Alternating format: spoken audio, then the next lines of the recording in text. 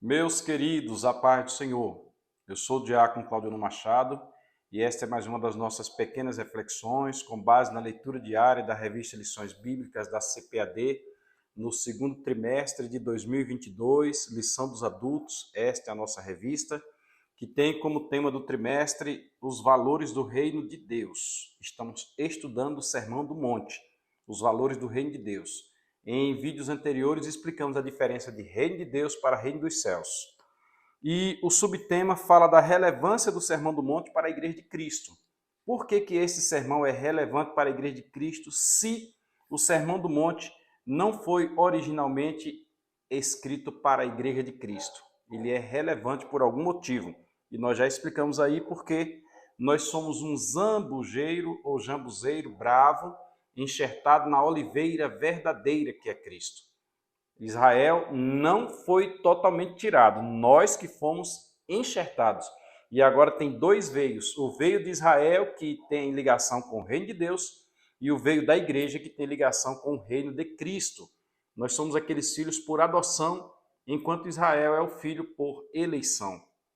E nós estamos diante da lição de número 2, que fala sobre sal da terra, luz do mundo. Sal da terra, luz do mundo. Os destinatários do reino de Deus, nós que representamos o reino de Deus, nós devemos ser sal da terra e nós devemos ser luz do mundo. Ou seja, é algo no âmago, no intrínseco, é algo intrínseco, é algo da essência. Nós estamos hoje diante da leitura da sexta-feira, segunda carta aos Coríntios, capítulo 4, versículo 7. Segunda carta aos Coríntios, capítulo 4, versículo 7. A epígrafe da leitura diz, um tesouro em vaso de barro. Nós fizemos esta leitura quando comentávamos sobre o apóstolo Paulo. E hoje, ao trimestre atrasado, não passado, passado falamos sobre a bibliologia, no anterior nós falamos sobre o apóstolo Paulo e fizemos este comentário também. Se você quiser acompanhar aí no YouTube, fique à vontade.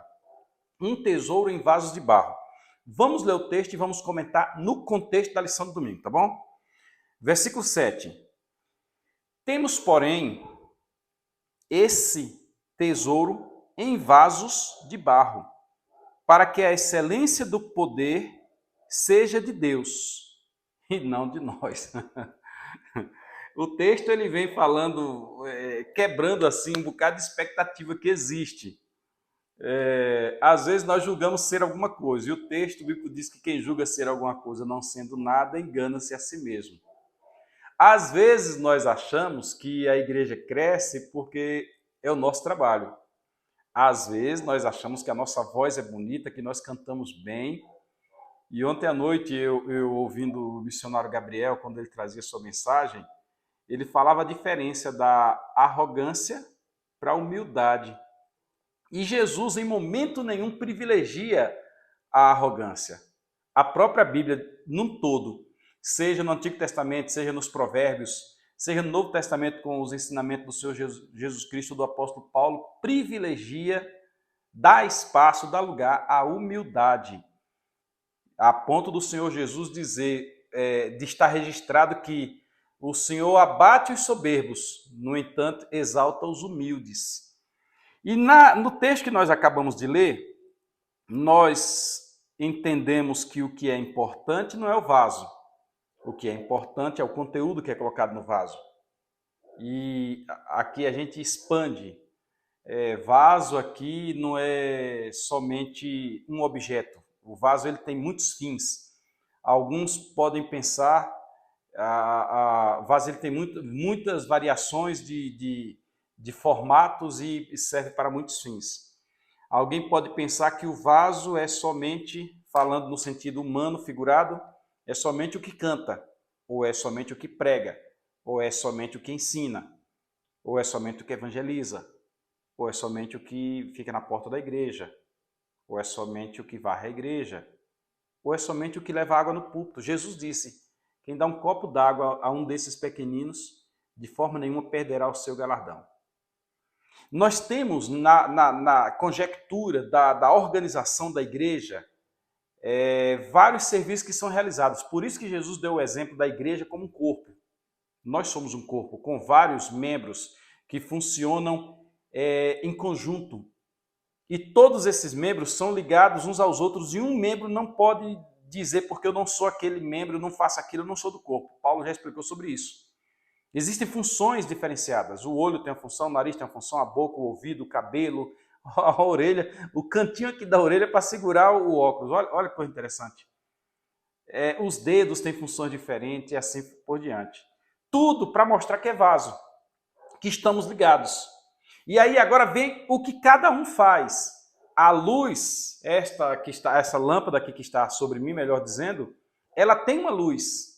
Ou seja, é um vaso que contém uma função. Ele detém uma função, melhor dizendo. Só que a qualidade não está no vaso. Isso é um pouco filosófico e teológico também. Você tem que prestar atenção. A qualidade não está na luz. A bondade não está nessa luz que está na lâmpada que está aqui sobre mim.